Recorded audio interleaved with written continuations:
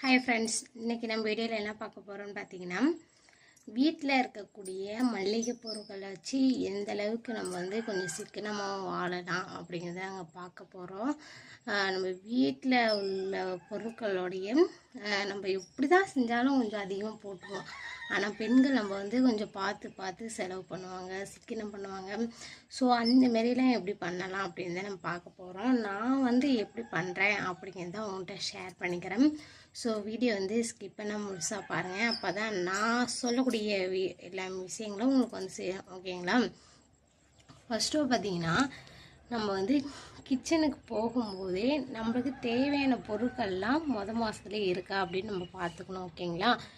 நம்ம வந்து தினைக்கும் போய் கடைக்கு போய் அன்னன்னைக்கு தேவையான பொருட்கள் வாங்குறத விட்டுவிட்டு ஒரு நாளைக்கு வந்து பட்ஜெட் போட்டுக்கணும். ஓகேங்களா?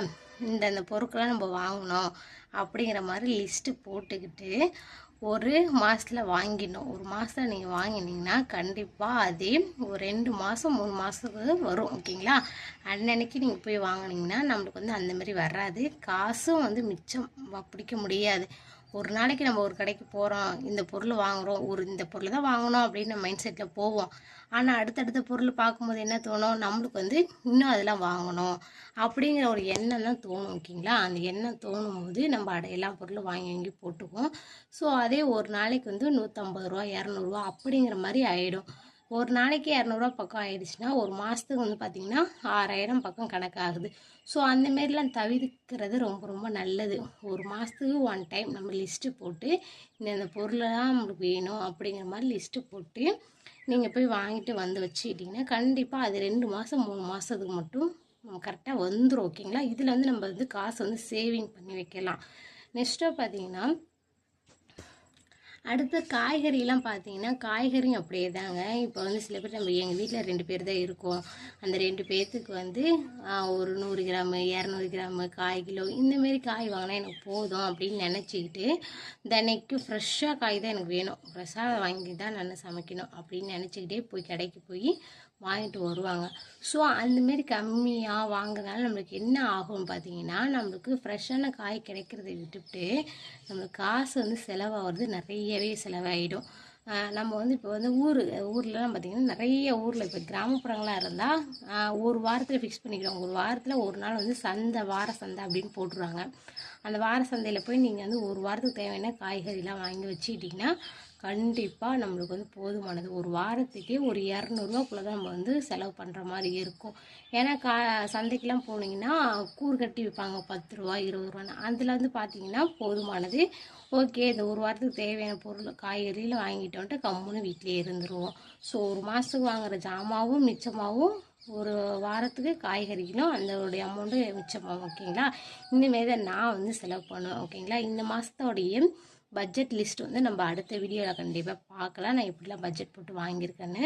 நெக்ஸ்ட்டாக பார்த்தீங்கன்னா, வீட்டில் வந்து பொருட்கள்லாம் இருக்குதா, இந்த பொருள் இருக்குது, இப்போ துவரம் பருப்பே இருக்குது, ஒரு 1/2 கிலோ பக்கம் இருக்குது, நம்மளுக்கு ஒரு மாதத்துக்கு 1 கிலோ தான் இல்லை 2 கிலோ தான் தேவைன்னா அந்த 1/2 கிலோ மைனஸ் பண்ணிவிட்டு மீது நம்மளுக்கு 1.5 கிலோ அதுமாரி தான் வாங்கணும். ஓகேங்களா? 1/2 கிலோ இருக்கே, இருந்தாலும் நம்ம வந்து 2 கிலோ வாங்கலாம் அப்படின்னு பார்த்தீங்கன்னா இருக்கிற பணம் எல்லாமே வேஸ்ட்டாக தான் போகும்.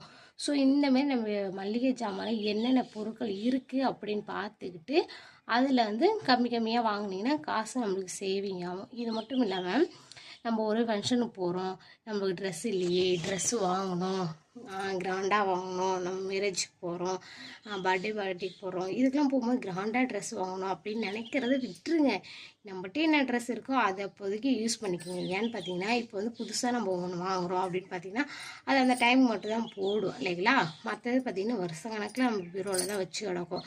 ஸோ நம்ம ஏன் அப்படி செலவு பண்ணிக்கிட்டு இருந்தாலும் நம்ம வீட்டில் இருக்க சேரீயோ சுடியோ எது இருக்கோ நம்ம வீட்டில் இருக்க ட்ரெஸ்ஸே நம்ம போட்டு போனால் ரொம்ப ரொம்ப நல்லது. அதில் வந்து நம்மளுக்கு சேவிங் மிச்சமாகும். ஓகேங்களா? நான் வந்து இப்படி தான் சேவ் பண்ணுவேன். ஓகேங்களா? இப்போ நம்ம ஒரு ஊருக்கே நம்ம போகிறோம் அப்படின்னு பார்த்தீங்கன்னா நம்ம வந்து இப்போ மகளிருக்கலாம்னா டவுன் பஸ்ஸில் விட்டுறாங்க. ஸோ அந்த பஸ் வர மாதிரியே பார்த்து போனீங்கனாலும் அதுலேயும் கொஞ்சம் சேவிங் ஆகும். ஓகேங்களா? இந்த கிச்சனில் ஆரம்பித்து நம்ம வந்து வெளியூர் போகிற வரைக்குமே எப்படிலாம் சேவ் பண்ணலாம் அப்படின்னு நான் இப்போ சொல்லியிருக்கேன். கண்டிப்பாக நீங்களே சேவ் பண்ணி பாருங்கள். நான் வந்து பார்த்திங்கன்னா கிச்சனில் வந்து சிலிண்டர்லாம் பார்த்திங்கன்னா எனக்கு கிட்டத்தட்ட ஒரு 3 மாதத்துக்கு மேலே வரும். ஏன்னு பார்த்தீங்கன்னா நான் மினிமம் வந்து விறகு அடுப்பில் வந்து ஆக்குவேன். ஓகேங்களா? கண்டிப்பாக உங்கள் ஊர் சைடு விறகுலாம் கிடச்சிதுன்னா கண்டிப்பாக விறகு அடுப்பில் ஆக்குறது ரொம்ப ரொம்ப நல்லது, உடம்பு ஹெல்த்தியும் கூட. கண்டிப்பாக நீங்களும் ட்ரை பண்ணி பாருங்கள். இந்த சிலிண்டரில் நம்ம ஆக்குறத விட விறகு அடுப்பில் ஆக்கி சமைச்சு சாப்பிட்றது ரொம்ப ரொம்ப நல்லது. ஓகேங்களா? நான் அதேமாரி தான் செய்வேன். சிலிண்டர் வந்து பார்த்திங்கன்னா 3 மாதம் 1 டைம் தான் நான் வாங்குவேன். அதுமாரி நீங்களும் ட்ரை பண்ணி பாருங்கள். எண்ணெய்லாம் பார்த்திங்கன்னா நம்ம வந்து ஒரு டின்னர் நம்ம எடுத்துக்கிட்டிங்கன்னா நம்மளுக்கு பெனிஃபிட். அது வந்து பார்த்திங்கன்னா ஒரு டின்னர் எடுத்திங்கன்னா உங்கள் வீட்டில் 2 பேர் 3 பேர் இந்த மாதிரி இருந்தீங்கன்னா ஒரு 6 மாதம் வரைக்கும் வரும். அந்த ஒரு டின்லேயே பார்த்திங்கன்னா 15 லிட்டர் பக்கம் வரும். அப்படி எடுத்துக்கிட்டிங்கன்னா ரொம்ப நல்லது. நம்ம காசு சேவிங் ஆகும். மொத்தமாக எடுக்கிறதுனால நம்மளுக்கு காசு வந்து கம்மியாகும். ஓகேங்களா? மாதம் 1 லிட்ரு 2 லிட்ரு அதுமாரி வாங்கினீங்கன்னா லிட்டருக்கு 20 ரூபா 30 ரூபா அதிகமாகும் ஒழிஞ்சு குறையாது. ஒரு கேனை நீங்கள் எடுத்துட்டிங்கன்னா கண்டிப்பாக நம்மளுக்கு லாபம் கிடைக்கும். ஸோ நான் இப்படி தான் நான் வந்து ஃபேமிலி வந்து ரன் பண்ணுறேன். கண்டிப்பாக நீங்கள் ட்ரை பண்ணி பாருங்கள். உங்களுக்கே இது பிடிக்கும்னு நான் நம்புகிறேன். ஓகேங்களா? இந்த வீடியோ உங்களுக்கு பிடிச்சிருக்கும்னு நினைக்கிறேன். பிடிச்சிருந்தா வீடியோக்கு லைக் பண்ணிவிட்டு ஷேர் பண்ணுங்கள், கமெண்ட் பண்ணுங்கள். நம்ம சேனலை இன்னும் நீங்கள் சப்ஸ்கிரைபே பண்ணாமல் இந்த வீடியோ பார்க்குறீங்கன்னா சப்ஸ்கிரைப் பண்ணிக்கோங்க. தேங்க்யூ, பாய்.